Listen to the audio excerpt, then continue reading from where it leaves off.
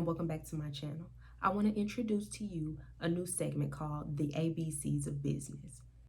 Every upload will include 2 business words you may or may not know about. I will include the definition, examples, and a sentence. Let's get started. Assets.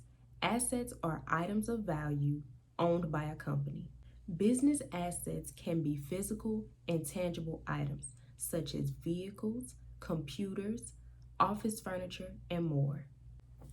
Business assets can also be intangible items such as intellectual property. Creating high quality content is an asset to your business on Instagram.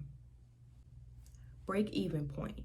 Break-even point is the point at which the cost and the total revenue are equal. The break-even point benefits are pricing smarter, making smarter decisions, and the ability to catch missing expenses. After years of losing money, the company was finally able to reach the break-even point and hoped to make a profit.